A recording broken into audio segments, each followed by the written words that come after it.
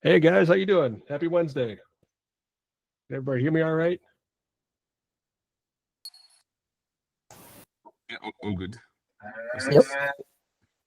All right. Fantastic. Cool. All right, so just want to wait another minute here before before we get going and see if anybody else joins. So how's everybody been doing this week? Hopefully not too beat up.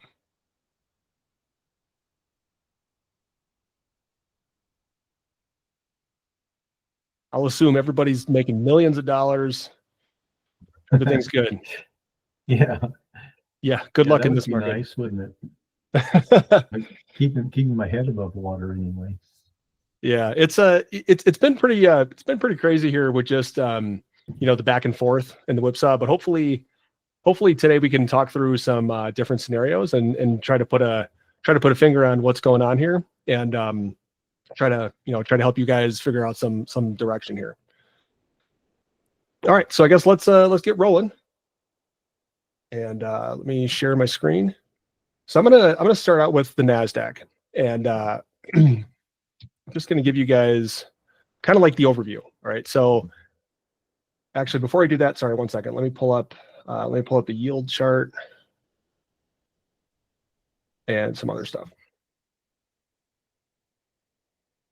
So I'm only going to spend probably maybe like 10, 15 minutes giving like the broader update and spend a little bit more time on questions, just because I'm sure a lot of you guys have questions. Shut my window. Okay, so let's get rolling.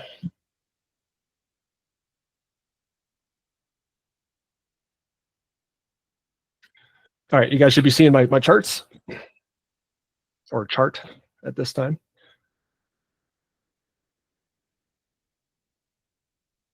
All right, so I think pretty much what's going on here is, and this is a rough drawing. I have like a clean chart sort of thing, just for these webinars to kind of talk through different scenarios. And I also put it at the 4-hour mark just so we could get a good idea of what we might be seeing here. So overall, what's changed since last week is last week I think we were right around here where things are kind of making a flag. Let me do this 2-hour here,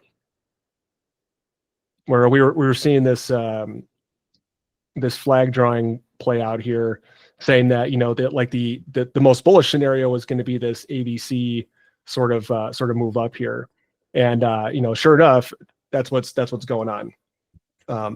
So the biggest challenge that I guess that analysts have is pretty much how far is it going to go and how fast, and that's really, I guess, determined by market drivers and things like that.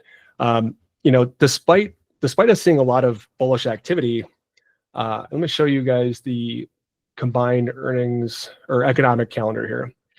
Despite seeing all the good rosy earnings and things like that, we still had negative GDP, and that is a massive red flag as far as I'm concerned.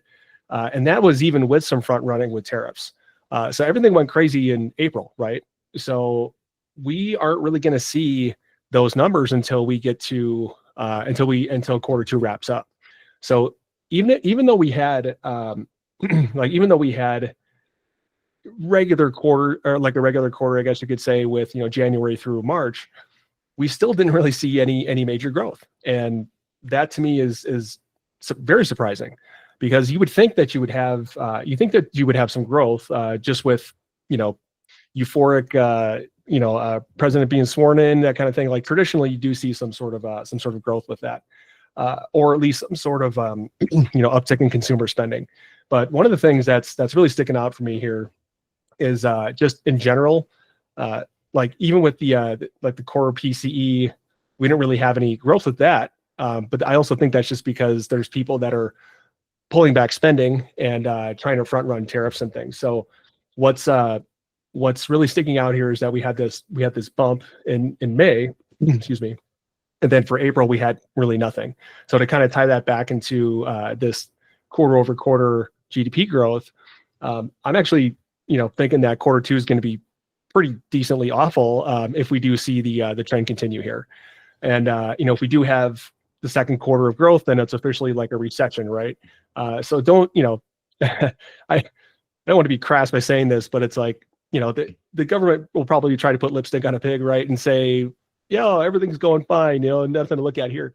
But, you guys are in front of all these sort of market behavior. So, you can't really fool you guys with this. Make no mistake, it's a bearish indicator overall. That still doesn't mean that the market can't run up higher, and it likely will. But I just wanted to say, like, the backdrop here is that there's a lot of like underlying problems that we're seeing with just general economic growth, and everybody's afraid of tariffs and what that's going to mean. The Fed is trying to, I think they're trying to be careful and thread the needle again. They didn't cause anything tariff related, and it's really not political. It's just, think about it from the economic standpoint. You're charging a percentage on top of what you're already paying. So that Chinese frying pan that you bought that was $20 last week is now going to be like 30, right? Or, you know what I mean? So it's going to be, I think it's going to be disruptive for sure. Plus, also you have a lot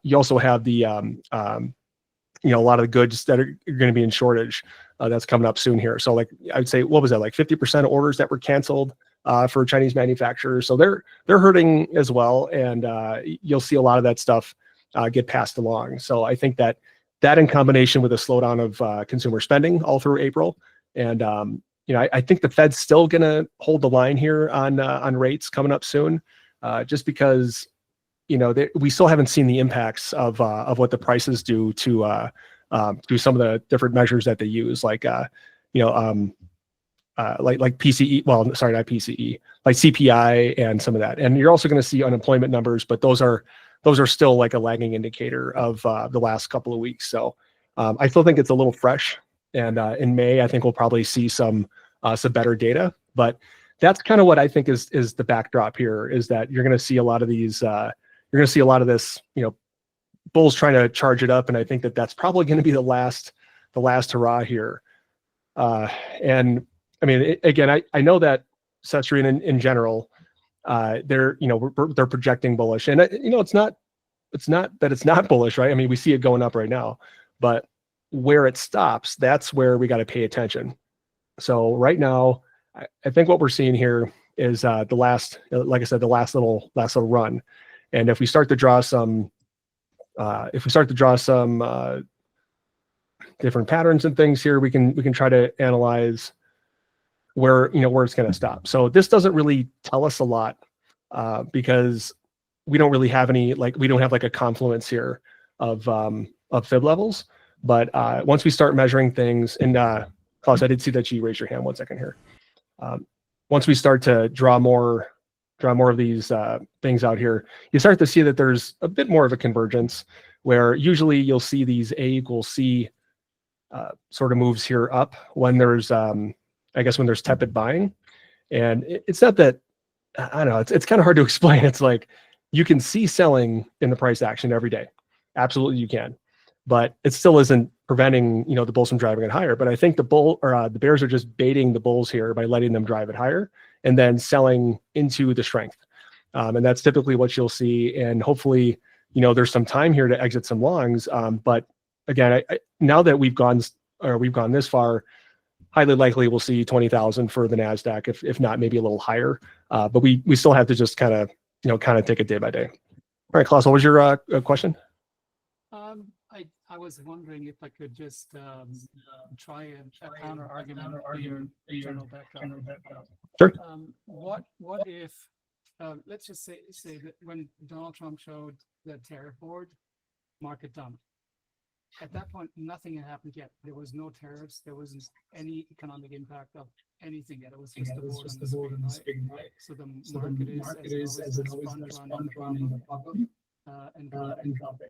And what if it's now front running the solution that people are expecting, with the tariffs being negotiated, and somehow they manage to arrive at something reasonable that actually doesn't impact prices as much, doesn't impact the economy as much, and voila, Trump is the hero. He did everything well, and the market's doing okay, and there's actually recovery now from the low rather than the shit hitting the fan in the future. So I'm saying this not because I think that's what's going to happen for sure, but I think that it's dangerous when we have a strong mental model that drives our interpretation of charts. I'm not a chart expert, you are, but I'm cautious listening to an interpretation of a chart when it's done in front of a backdrop that's an opinion, not fact.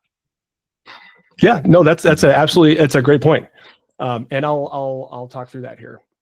So what I guess, overall, what we're seeing is this bullish sort of behavior. But I think that, again, you're right, like, markets do tend to front run things, but, I would say if everything stopped tomorrow and there were no tariffs through any other countries or whatever, it still, I don't think would matter much, because the real focus is on China.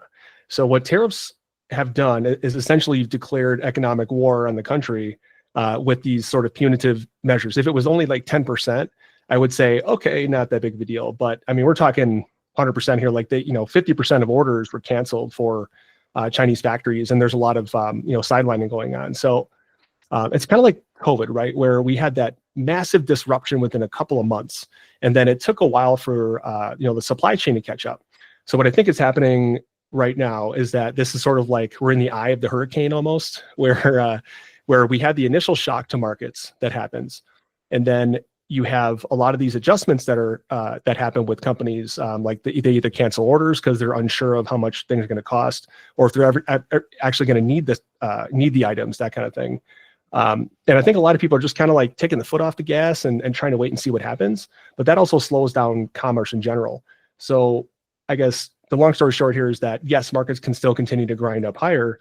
And I'm trying not to have this like massive bearish tilt, even though it'll definitely sound like it. But it's only because downstream, when you talk about or when you think about a macroeconomic backdrop, you still see people spending less. You see credit card debt increasing. You see a lot of these indicators that are usually precursors to a larger correction or recession, that kind of thing. And on top of having a negative GDP quarter, that's where I'm starting to now see like the moss gathering on the rock, I guess you could say. And I guess we're not going to know for sure, because a lot of these indicators are lagging. But like the market typically front runs everything by about 6 months. So if you're going to see a recession, you'll see the market drop a big amount. But we still did see that. It's just we haven't really seen a continuation, and that's what we're going to be looking for here to confirm the bearish scenario. So I guess to try to summarize it here, if we see something like this, then we know that the next leg is in full force, and the odds are a lot of this economic data is going to be a problem. Same thing if we see this, where if it heads up a little higher, and it might, if it heads up a little higher and kind of bounces off this, see some consolidation, some really low buy volume. That's where I would start to get pretty concerned that it's kind of like the suckers rally, if that makes sense. I really don't think that with all the disruption and all the crazy going on with tweets and whatnot, that it's a very, very bullish setup. Now I'll chart out here real quick. I guess like what the longer term view is by some other analysts. It's a little bit more of like, hey, this is a wave 3, and we're rocking and rolling here. We're going to make new highs, that kind of thing. I don't think we're quite there. I think that there's been enough damage done, enough volume traded, enough surprise where people just want out of the market. And we could have I could look pretty stupid if that turns out to be incorrect, and then this actually does happen. So I mean, to be honest, we're at the tail end of a bull market here, and we have flipped bear. We should get that confirmation sooner versus later, if that makes sense. So the levels I'm really looking at here, and I can show you guys the S&P as well, but like the 0.618 and the 786, they're about 1,000 points between each other. And I think that at minimum, though, even if we do see a bullish scenario, we haven't really seen a good pullback yet for anything wave three related. So within this sort of structure here, what I would expect to see is something more like this, where you get that confirmation. Here, one second. You see what I'm saying? Where like you might get that confirmation that there's a lot of high volume here, and that's where I would start to think that there's a highly likely bullish scenario that would develop after that. And what the funny part is that it's going to still look like a bearish chart pattern if it does happen.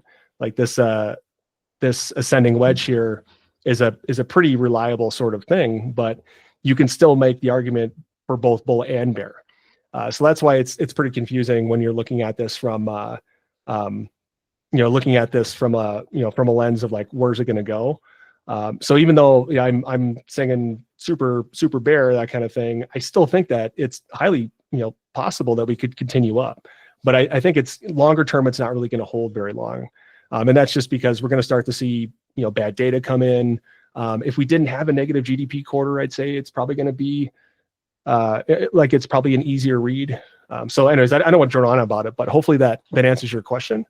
So I guess it's kind of like we're kind of at that inflection point right now with markets where either the people with the deep pockets are going to sell it down, and that'll be pretty obvious by the strength, or they're going to let the bulls buy it up, and then everybody forgets what happened in April, and we keep marching up.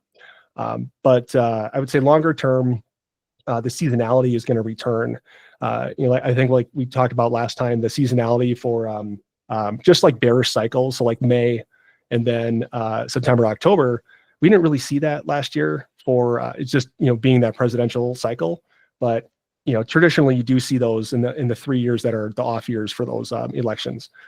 So if we don't really see anything here in spring, like a turn down, like we've been talking about, like this, if we don't see anything like that, odds are we'll probably see something in like in summer where it just kind of meanders about here, maybe chops around for a little bit as you see some more distribution. And then you could probably see something that drops it down like in late August and September and October. But it's getting a little ahead of where we're at right now with markets. I think that there'll be something, and again, I'm really trying not to be political about this. There'll be something stupid that gets said, or like the Fed holding rates flat, I think will be a catalyst as well. We could have stagflation that kicks up. And I'm trying to elaborate on this because I think it's a really good question, and I'm glad you brought it up, because the one thing I don't want to do is to try to convince you guys that like, oh, it's going to be bearish, That's not what I'm trying to do. It's more of like trying to give you guys what I think is like the most likely scenario, and then if that changes, then we have to pivot with that. So hopefully that answered your question and then some. And it's I guess I try to elaborate because a lot of people are gonna watch this after after it wraps up. So that's my longer term sort of view, is that once we hit this 618 level here, this about 2000 for Nasdaq, and then for the S&P, this like 5630 level, that's where I really want to see what happens, because we've been kind of declining on volume here, but we have a big earnings week. So if we consider, or if we still see revenue's gone crazy with Meta and Microsoft, and there's cloud growth, that kind of thing, like there's actually bullish undercurrents with a lot of these tech companies, then I'll start changing my tune on this. But until I see a lot of price action that blasts right past all this high sell delta, that's where I need to remain calm, even if short or whatever, just because markets do have a tendency to fool you short term, but longer term you're like, oh man, it's actually right, it's just a little too early. So that's that. Before I go on anymore, what other questions you guys have? because I think I actually kind of covered most of the like what the equities might do here, at least longer term throughout the next probably like week or two, with just trying to answer the question.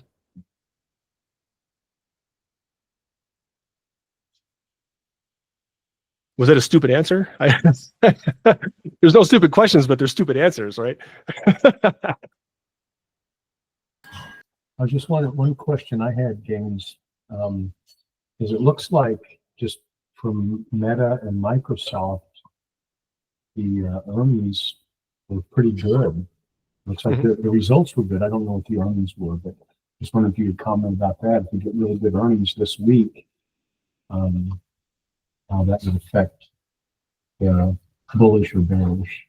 Yeah. Yeah. That's a good question. So yeah, if we do see really good earnings, and really what I'm looking for is like earnings per share. It looks like Meta did really, really well with that. I didn't get a chance to look at Microsoft's yet. If anybody has it up, if their EPS went up or down, feel free to chime in. But one of those measures I look at, I come from like a corporate accounting background, or sorry, not accounting, like a corporate finance background. And, there are different things that companies can do to kind of, I don't want to say cook the books because that's incorrect, but you can kind of massage your financials to show higher earnings per share, especially if you have like layoffs that are designed to reduce costs. Now, I do see that they're, like for example, Meta's CapEx increased by a couple million, like 10, 15, something like that. And that's not really the best, but even with layoffs, but there's still things you can do to kind of, massage your earnings per share, that gets you to the point where it, it looks like it's, you did super well, but under the surface, you might have like a declining trend or something like that with, or sorry, like you might have like an increasing trend with CapEx, or, you might have, something that looks a little off in order to, kind of rob Peter to pay Paul. Hope that makes sense. I think, Apple's probably going to be, little bit lackluster. I mean, they haven't really had any like brand new products and stuff, and they're a premium sort of company, right? So selling $2,000 cell phones while people are worried about, the impact of tariffs and things, and also you're starting to see some layoffs and things, surface in the news. That's where I'm thinking that Apple's, price to sell almost. And that's, again, I'm trying not to be biased about it, but I'm just trying to think about the economics. And with something like Amazon, I do think that they'll see an impact to their bottom line. Probably not quarter one, because again, that was all before everything kind of hit the market. But quarter two, I think, is going to be a pretty pretty dicey earnings quarter. Hopefully that answered the question there. Yep, it did. Thank you. So I guess if we do have continued really good earnings, that kind of thing, we could get to the point where you do see an extension up here of this, let's say high. But if you look at something like the Dow, the Dow is still a bit muted. And I'm sorry, I have some other stuff on here. Like you do see a little bit of this stagnation here, and not a ton. But to be fair, these tech companies aren't. We're not looking at the Nasdaq. It's more of your old school kind of blue chip sort of companies.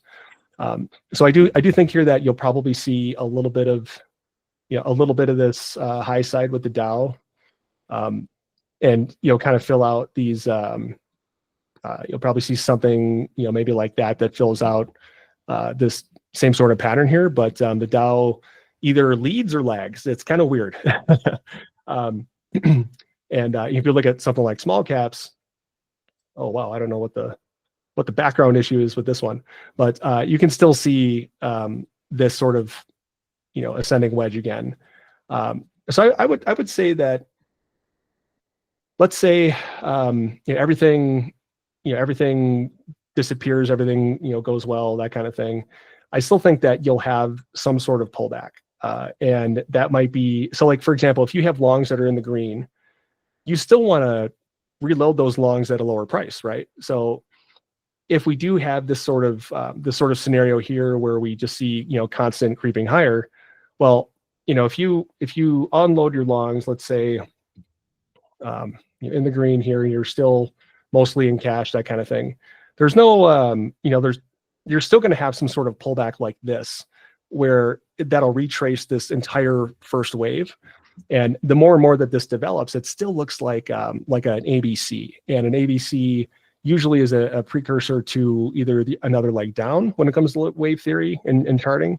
But as I said before, it's still a little too early to be calling like these massive drops, right? Because we still haven't really seen the rest of. Oh, thanks, Mel. Appreciate that. We haven't really seen the reaction that we would expect to this negative GDP. But I think it's a lot of people are just waiting for earnings to be over. So now that that's all baked into the books, so this is still a bearish pattern. But if we do see some sort of support down here, that's a great spot to long, because then you'll have another. Maybe if it is if Alex and the rest of the team are correct, and it ends up being like a start of a wave 3. That's where I would expect there to be a ton of volume. So, we see this, if you see this big volume spike down here, that's what I would expect to see right around here if we get a big dip. And I guess that's what I'm trying to say, is that it's bearish, short term, but we could still kind of creep up like this. But longer term, the real test is going to be once we have a pullback here, how deep it goes. So if it's, so we can assume here,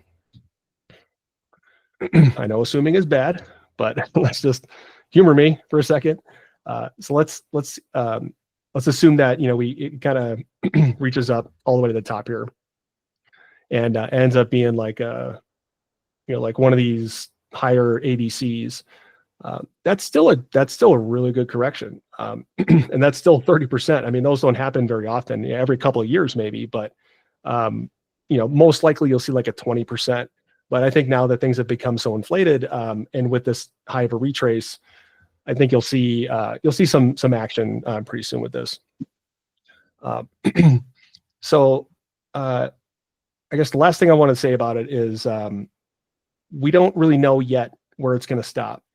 So if you do have longs, and this doesn't end up being correct, even if it's an ABC kind of thing, you can still load up right around this B wave pullback, kind of where we saw things stop before. That's a really good spot for support. So right around that 17,580 level. And you can draw the same stuff on your own charts if you like. Here, let me get this out of here. You could see something kind of like this, where it heads up, where it's not necessarily like it's just a higher retrace, that kind of thing. There's so many different patterns you could see materialize. But I guess the real test is going to be once you do see a pullback, whether there's support here, at this I guess 5,100 is probably a good spot. But again, my opinion on this doesn't really matter, because the market is going to do what the market wants, right? But I still think it's a good idea to get to cash, I guess. I mean, again, I can't tell you what to do, but getting to cash here once you start to hit these major sort of fib levels, the 20,000 level, 2,100, because there's going to be better prices. I mean, there's no I guess I would say, what's the rush? Markets move kind of like a glacier when you look at it at this sort of level, and it's easy to get caught in that day-to-day sort of trap. But I think longer term, you're going to see some better prices. So, I mean, if it does end up being this crazy sell-off again, and we get this violent leg down, I mean, if you're trapped long, I mean, that's a terrible scenario. I mean, you have to take big losses in order to, I guess, reconcile that. And who knows what's going to happen? So I think it's a good idea to be prudent, I guess you could say, in this sort of range here, where if we do see higher prices like this, lighten up those position sizes, and just kind of wait and see what happens. And if you start to see, let's say, prices head up higher than this, well, then that there's no real big sellers that have stepped in, and then it's probably okay. But it's still that tail end of the kind of that super bull market, and it could easily turn into a suckers rally, or it could turn into aliens can land or something, and all of a sudden, give us millions of bars of gold or whatever. So Yeah. So anyways, thanks for joining, class. So I guess that's kind of the overall for equities. Before I just go real quick into like metals and yields and stuff, anybody have any questions or burning desires to speak? Or Gaines, you're full of shit. Stop talking. It's like what I hear daily around here. Stop talking. All right. So we'll just do real quick here on the yield. Well, that actually looks like a lot more lines than I thought. Hold on a second. So overall, with the yield, what I think is going on here is that there's a lot of questions about. Oops, sorry, 1 second. There's a lot of questions about kind of what happens next. I think that there is going to be some support here. It kind of looks like an inverted head and shoulders, and what we're gonna try to look for here, and again, it kind of looks symmetrical too, right? Symmetry is important at those higher time frames. When you're looking at chart patterns, at least it does make a difference. If you're trying to call like a right shoulder, like if it's a little too early, that kind of thing. But I think that you are going to see longer term this sort of retest of the high, and I don't know if it's going to really make that high of a high, because there'll be all sorts of craziness going on with tweets and whatever about fire Powell and whatever. But this is still a very big level of support. We see support here at this 4.1 level, 4.15 whatever. Back in December of 24. We see this with March. We also we saw this big dip here, but that was also due to a lot of the tariff stuff that was going on. So there's a lot of surprise, I guess you could say. But the bond market is very important, and it's 10 times the size of equities.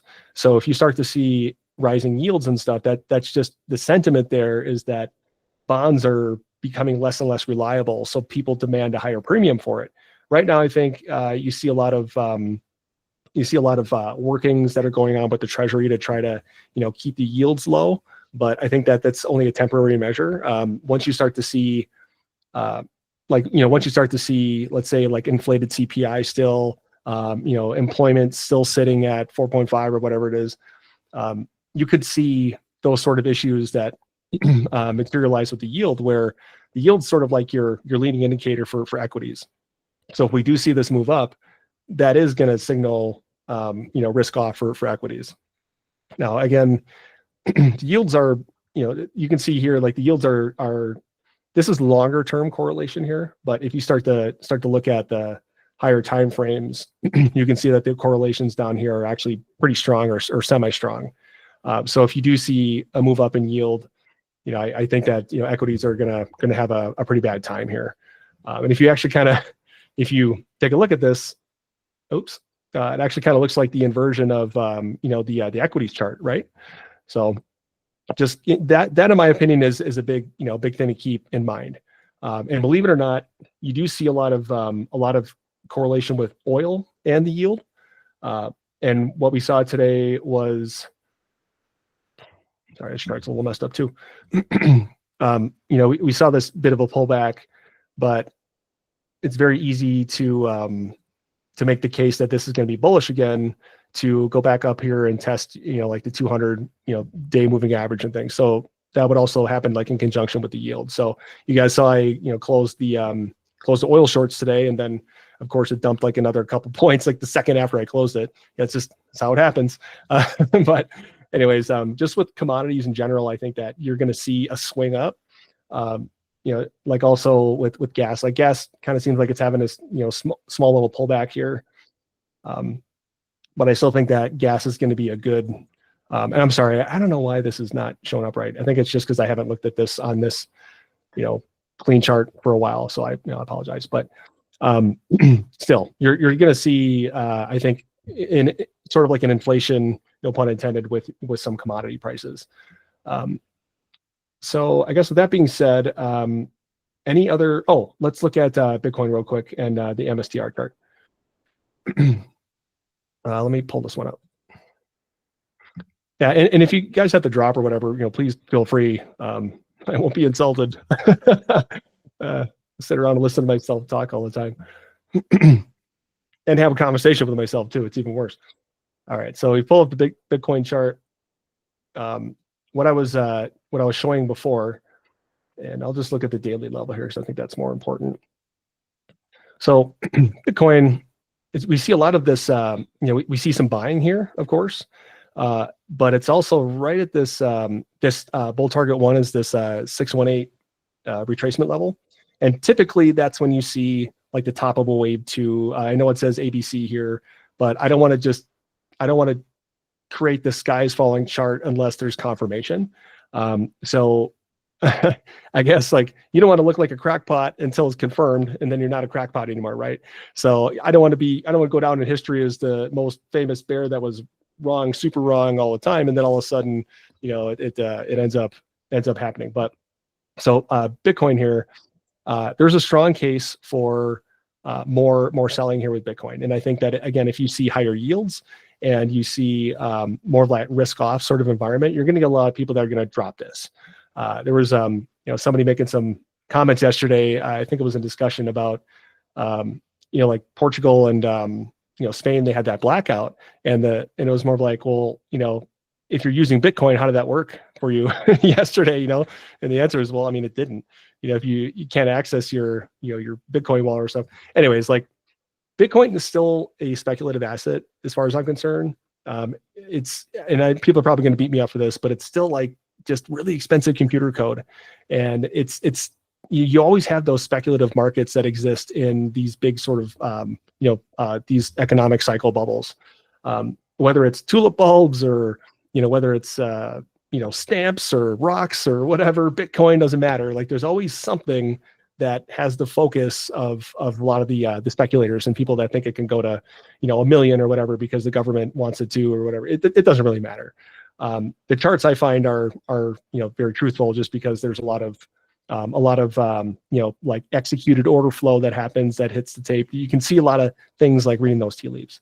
But for how this impacts MSTR, if we do see a reversal here, I think that one second, I got too much crap on my list.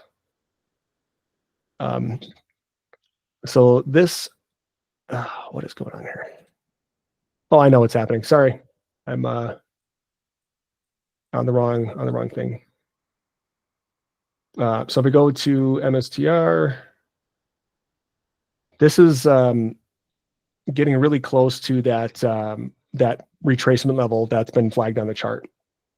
Now, even if I take that out, yeah, I mean, I wish I had enough money in the portfolio here to hedge it up. But if you measure this out, this is getting really close to like a pretty reliable stopping point. But that doesn't mean it can't go higher. So if you do have a short position with a MSTR, please please protect yourself. I am going to add some more to the short position to improve cost basis, and I'll probably do that like tomorrow. But again, with like tech earnings and all that sort of stuff, I don't think we're going to see like a major sell-off or anything until those are all wrapped up. So this week you should be kind of grinding around and seeing what's and seeing like the charts kind of develop, and you'll see that price discovery where all these other charts kind of either top out and then roll over or do something else. So hopefully that makes sense. Let me also talk through just real quick like Tesla. So Tesla is kind of mixed bag. Tesla here, it does look like a standard sort of wave 4. Let me zoom out here for you. So from the top, it looks like a pretty clear 5-wave sort of pattern to me. And if the rest of the market's going to continue to do its thing, if you zoom in, I do see a pretty clear like ABC up here and this sort of top right here. And usually what you'll see after that is it's not really like an ABC. It's more of like a 5-wave down. And we may have already started to see that like something kind of like this. So we may have already started this leg down because we didn't make a higher high yesterday. So that's just something to keep in the back of your mind. I do think that between like 297 and 300 is a really good short spot. Now, I mean, if you've been holding puts or something like that, like from the bottom here, I do think that you'll see some sort of relief. I mean, Tesla's earnings were atrocious. I mean, I don't think I've ever seen a more crappy earnings report other than like, MicroStrategy. But, the fact that it spiked up, I think it's counterintuitive. So like, again, you're starting to see some of these speculative behaviors. And people think that, oh, the shares are at a discount, and they might be long term. I don't know. It's just that that's the opposite reaction you would think that would happen after seeing Tesla. But just given where everything else is in the market and given where tech is, I still think that you're going to see a little bit more of like consolidation at these sort of levels before you see any sort of like rollover like that. And let me also show you.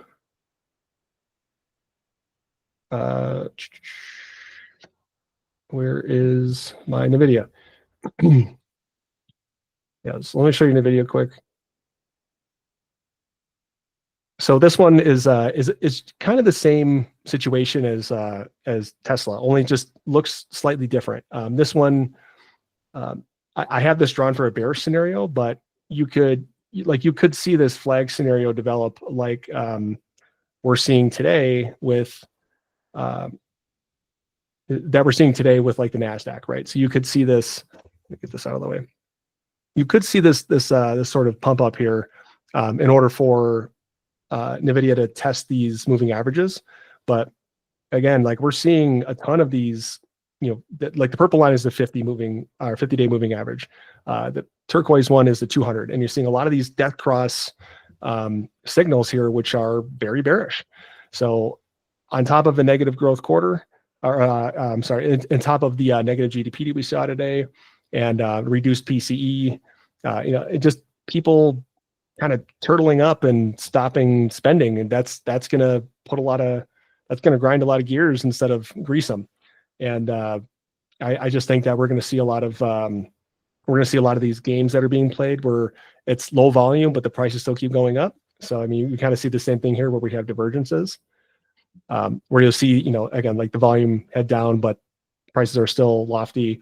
And then eventually you'll see some sort of rollover, and to kind of, I guess, harken back to 20 minutes ago, where I was trying to say that even though the chart setups look bearish, that doesn't mean that they can't flip bullish. It's just that we're not quite at that inflection point yet for several different charts.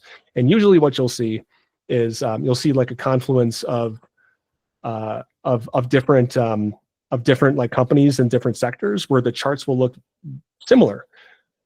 So like again, Tesla here, it's Tesla looks like it's in a wave 4. If you look at NVIDIA, same thing, or at least it's in the middle of its relief rally, I guess you could say, but the trend is still down. You could also make the argument that if we look at like the Microsoft, and let me pull up those charts quick. So Meta always seems to surprise somehow, some way, but the trend is still down. And this one doesn't look like a 5-wave pattern. It looks more of like a zigzag sort of pattern. And we haven't quite seen this leg down yet. And you can see these sort of like consolidation zones, like they kind of look like ending patterns, little triangles. That's where you see a lot of this consolidation. So even if we do see a move like this, you could definitely see something like this, where it's where it drives back up and retraces the vast amount of it, but we still need to have that like last little leg down, if that makes sense. So like, I guess the scenarios we could see, just to pull up the Nasdaq, you could see this bullish setup where it kind of rolls over here, and then you find that support, and then it jumps back up, and that's where you'll see a lot of those charts like Meta and Microsoft make those sort of moves that I just showed you with the NVIDIA chart. Yeah. So also, so do anybody have any questions about this, or think I'm nuts, or happy to explain why I think certain things, or you guys can just slack each other and ask if I'm nuts or whatever each other. I don't really have a, James, below which level would you say Nasdaq would turn bearish, given where we stand right now? I say that again. Sorry, I think I So- missed the first part. I mean, could you? I know it's a guess, but could you say at below which level would you say that Nasdaq is bearish? Well, I guess you could say this is this moving average inflection zone here. This is what I guess constitutes a bearish chart for me, because this is a huge longer term indicator of weakness. But then again, yes, we did have some tariff disruption, and a lot of that is due to it. Whereas if we didn't have that, would we have this crossover? I don't know if we would. And that would still, keep the bull run moving. But now that traders have seen this, I think that a lot of people are getting cold feet on going like large and long and buying in. So I think that's really like my signal for this. And I would say for being bearish on let's say like the Nasdaq chart here, I would say anything that is below the 20,000 mark and it doesn't quite breach, that's where I think we'll see, or that's where I think you'll get that confirmation of bearishness. Now, if we see it head a little bit higher, then I would want to look at the volume. So if the volume ends up dropping off a cliff, and you see this positive divergence with the volume, that's where I think you're going to see a lot of bears step in and sell into that, or at least like take very large short positions and then try to market sell down everything. So did I answer your question? Sorry, Mel. Yeah, sure. Thanks. Yeah, perfect. Any other questions or comments, concerns? Sorry, Susan, go ahead. Yeah, hey Gaines. Just as I'm really new at this trading stuff. When you say long term, do you mean long term in terms of weeks? It depends. It depends on the context. That's probably not the right thing to say. So I would say, okay, like long term, I would say is probably like a couple of months. So I would say this scenario here that you're looking at, this would be something that would take a couple of months to develop, where you get this big, long, protracted leg down. Like we had this whole downward move happen in about a month and a half, a little bit more than a month and a half. And again, I'm a big fan of symmetry. So if we do see something like this, usually the last leg or the secondary leg down is a lot faster and more violent. But that might take about the same amount of time, I guess you could say. Wait, sorry, I got the wrong thing here.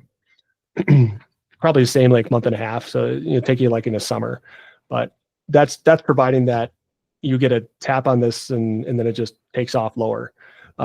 Short term, I would say is maybe like 2 weeks. Medium term is maybe like within the month, and then longer term is maybe like out 2-3 months. Did that answer your question? Thumbs up. All right, cool. And I am trying to be conscious of that. So I want to, because I've had some questions about like what does this mean when you say something is like a bifurcation point? So I'm going to try to explain that a little bit more. And if I don't, please ask in discussion. I'm happy to elaborate or try to clarify some stuff. Any other questions?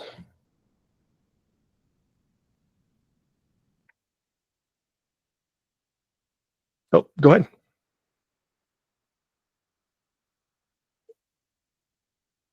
Susan, you have your hand up again, or are you lowering it? There we go. When you do a lot of your option trades, are you usually using like a duration of under a month, or again, does it vary on what you're doing? Oh, good question. Usually, okay, so if I'm selling calls or if I'm selling puts, I try to keep it within about 2 to 3 weeks. And the reason is because there's a, the theta curve, or the time decay kind of goes like this. So it increases exponentially as it draws closer to the expiration date. And the 3-week time period, 2 weeks out, it really accelerates. 3 weeks gives you a little bit of wiggle room where if you made the wrong call, or let's say you sold a call too early, or you sold a put too early, that kind of thing, it gives you a little bit more flexibility to close that. Let's say if the trade's starting to go against you, but you still made a little bit of profit, like you can exit and reset. So I would say with anything that's sold, the 2 to 3 week time horizon, I don't know if I would go much sooner than that. But if you're doing, let's say, like a spread, okay, so I've actually had a lot of questions lately off to the side about option spreads, and I think it's a good opportunity to show you guys one of those. So let's say, for example, you want to take out a bunch of puts here. So any spread, I would say, probably a month is reasonable, because usually you're going to be doing it at like fib levels that are significant. So I would say you buy puts at something like a major fib level like this 618, and then what you would want to do is to create a spread, you would sell puts at a lower price level. So typically I like to stick to, like, let's say 10 points of a delta. So if you're doing it in QQQ, for example, let's say it's at 500, you buy the 500 puts, let's say it's at the money, and then you sell the 490 put, and your strike is, sorry, not strike. Just told you the strikes, but the duration is like a month. And what happens with that is if the price actually does go down, because you have a spread here that cancels your time decay for the options. So you're not sitting there. Let's say you buy a bunch of puts, and yes, you could make a ton of money if you just bought puts, but shorting the market with puts is dangerous, because you have to be right with timing, and you also have to be right with your strikes. And your time horizon. So there's really 3 things you gotta get right in order to make a successful one directional options trade. But if you have a spread, it's a little bit more forgiving. So let's say you buy $10,000 worth of puts, and then you sell $8,000 worth of puts. Your max risk is $2,000. So if you're just flat wrong, and which happened to me in November, December, where kept thinking the market was going to go down and definitely didn't. So I had to eat a lot of losses with that. Oh, sorry, not a lot, but I'm just saying, like, in general, if you're wrong, you're not bankrupt, if that makes sense. Whereas if you shorted with something like futures, every point move you can really stress out about it. But let's say you have this this spread here where you have like a 10 point spread. If you do get a market move like this, let's say within a week, then you could cash those puts out and pocket some pretty nice loot. You probably make maybe 60-70%, for on top of whatever your initial capital amount was. But that's just within like a couple days. If you end up getting really lucky, and let's say you pick this major level, and after 2 weeks, the market's already down here, like you could probably make a ton of money with relatively low risk with a spread. And it's really tough to kind of like estimate how much, just because there's so many different factors that go into it, like your implied volatility, your the theta, all the different factors that influence options pricing. But the cool thing about spreads with options is that you're buying something that decays, but you're also selling something that decays, so that kind of cancels out the nasty parts of options. But usually I would say you want to target like these key levels for doing any sort of like longer dated options trades. And I say like a month for a spread, but you could also, like, if you think the market is gonna really, really go down, like let's say that this leg here actually does work out, because your spread isn't that large, it's only like 10 points, there's a certain level where there's no more like return for the risk. So it's easier to like cash it out and then reset higher or something, or something like that. And then in that case, you could just buy like nothing but puts and not sell anything, and then you can capture this whole move down. But again, it's risky because you don't really know if you're going to get a bounce or not. Like I said before, you could easily see a bounce like this and it goes bullish again. But then here we are, where you're holding these spreads, but they're still in profit, and you could make the decision as it goes up whether you want to close them or not. Because sometimes or not sometimes, but most of the time you see the give and take here, where you can see this sort of stuff, and at these inflection points, that's where you cash out or add more, that kind of thing. But I would say timing wise, usually like a month or like 45 days, that kind of thing for these directional spreads. But if you see a lot of chop, you could sell things. They're called like iron condors. I don't want to go into the details, especially if you're relatively new to options. But again, like you really just want to protect yourself if you're going to do any sort of options trades, because it can be pretty dangerous if you're not savvy with them, or at least like it's sort of like the unwritten rule of investing, which is don't play with the money if you're not willing to lose it. But I still think you have to learn at some point. So if I highly recommend doing like paper trading or something if you want to try learning spreads or ask questions. There's tons of really smart people and stuff in your discussion channels. So hopefully that helps. Yeah, go ahead. Can I follow up with one more question about that? Yes. So generally speaking, you're doing these spreads on indices, and then in a situation where the market, you're anticipating market going down, are you likely just to play with a spread that's put spreads that are debit spreads, or do you ever try to use another type of spread to capture that downdraft? Oh, good question. Okay, so I'm assuming you're talking about like a credit spread. So credit spreads are nice in a sideways market because what a credit spread does is, essentially like you're selling. So I guess you're doing something like this where you're kind of expecting the market to kind of dance around here, but you're still like in a negative position. So you get a credit for that delta. So it's like 10. So if you do like a 10-point credit spread, you get 10 points times your strike, and that's pretty much like what your exposure is with that, and that's usually what you get as a credit. Now, if the market kind of dances around here a little bit, and if you have, let's say, 10 days where the market doesn't do anything, you could buy that back for a profit. But I do think that a debit spread is a lot easier to manage, just because you are in full control over the delta for that. So again, like if you have like I said that 1,000 times, I apologize. But if you have like a $10 spread or like a $5 spread, there's like the lower the spread, the less risk you have.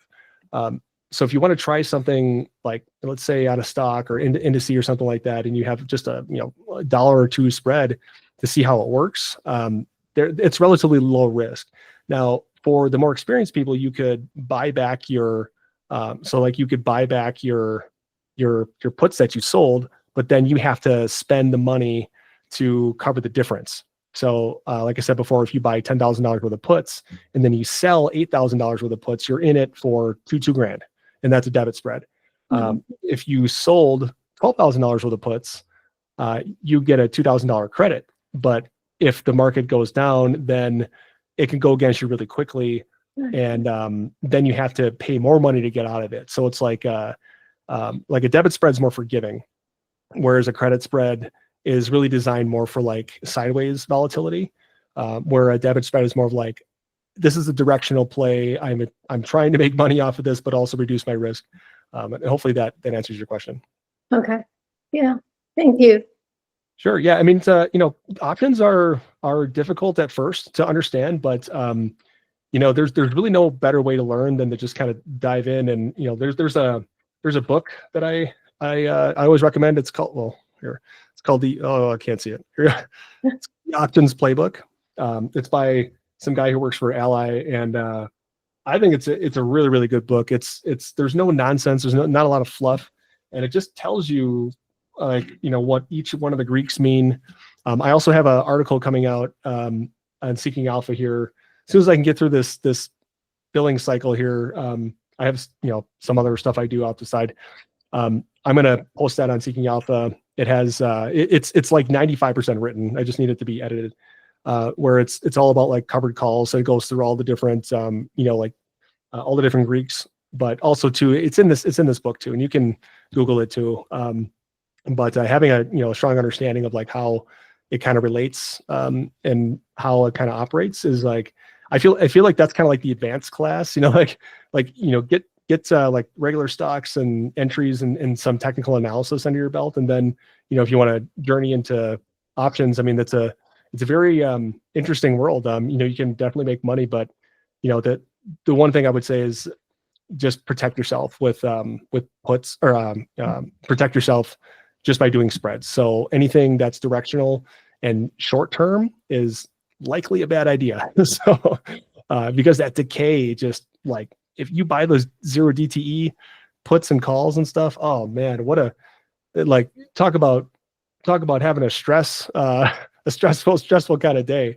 You have to be right and like many different things, and you have to be really on top of it. You're better off just trading futures if you're going to do a 0 DTE thing. But if you give yourself a couple weeks, then you have a lot more time. Yeah, go ahead. Yeah. So does a higher VIX affect the pricing of the two different legs of the spreads differently? Sure does. If you're looking at a 2 to 3 week duration? Yes, it does. So I would say though, like it kind of impacts it, not quite equally, but pretty close. So like if you have a 10-point spread, let's say your implied volatility is at like 40% or something like that for one side of the option. Let's say the put that you bought, and then the put that you sold, let's say it's at like 38%. So you're only going to get a little bit of that slippage, but you're more concerned about, or at least like you're going to be impacted more by the spread delta. So like again, so if you do 10 points or 5 or something like that, that's going to impact your return more than something like the implied volatility. You will still have a little bit of that as a factor, but in my experience, it's not as, I guess it doesn't impact the prices as much, just because it kind of like peanut butter spreads over all options. But if you have like a highly volatile stock or something, then it could be a bit more of a factor. But I'd say overall, it will impact the price, but because you're selling also, it should pretty much cancel itself out. You'll probably lose more money per day if you just have like a naked put, something like that, or like a naked call just in theta burn alone, than you would from the delta from having an elevated VIX. Does that make sense?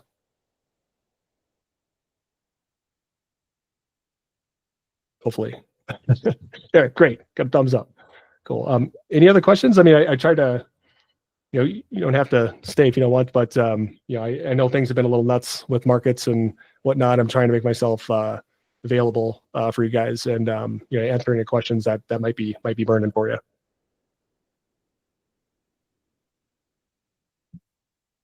Okay. Well, I guess that's probably it for the day. Hey, it's about an hour. I try to keep them a half hour, but you know, I also want to make sure you guys get your questions and stuff answered. I know I don't explain things the best sometimes, and I kind of wander, but you know, hey, it's on my review every year. But now that I'm retired, it's not. I don't have a review anymore.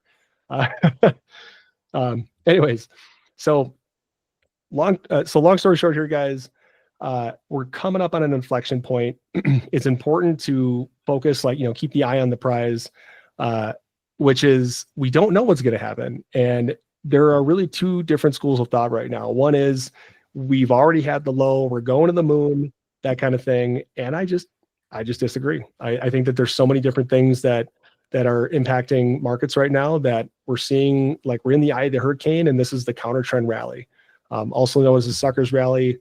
You're still getting some of that euphoria, like, oh, you know, bull, until you run into major resistance, and then you get a big sell day, and you know, get a lot of bulls that are trapped. Again, I don't think that's going to happen this week. I think that we'll see a lot of earnings or a lot of like, markets kind of get pinned for earnings. There's a lot of options gamma that's going to roll off your dealer books. So that reduces exposure for your brokers and stuff. So I guess long-term, we really need to see what happens at these major turning point levels. A lot of articles you read are pretty bearish right now. A lot of veteran, fund managers and things are all talking about, unloading longs, and that is my plan. I'm going to try to get the highest price possible, but you never know what's going to happen from one day to the next. There could be, again, tweets and weird stuff that happens, but I still think that, even if I'm going to take a loss, that kind of thing, I would rather take a loss on a long than get trapped for a really, really long time. I've seen it happen before. Back in 2022, as part of PAM, went long at the exact wrong time. And I didn't, but the people managing that portfolio, there was like a $80 million drawdown on it at one point, and I'm like, oh man, that hurts. So, but eventually you got out of it. But it's like you had to hold on to the trade for 9 months, and I'm haunted by those shorts that I had to get off the books last year. But yeah, even though right now, like, portfolio is right in the middle of, there's a lot of red on there. I think it will still have some sort of, it'll be fine eventually, probably sooner versus later. But again, I can't control what happens with the markets, but all we can do is just read it and interpret. So hopefully that makes sense. Again, if you guys have any questions, happy to answer, put them in discussion. You can send me a DM, something like that. But normally, if you guys have any questions about like details, if you put them in discussion, other people most likely have them. So, and I'm sorry if you can hear my dog scratching at the door. He doesn't know I'm on a call. All right. Any other questions while we're at it? If not, we can wrap up. All right. Well, thanks, guys. I always appreciate when you guys join and all sorts of stuff like that. This is how I feed my kids. So I appreciate that you guys are members of this fine channel. So Thanks again. Good luck. I think we'll need it, but stay solvent. Okay. All right, guys. Have a good day. Bye.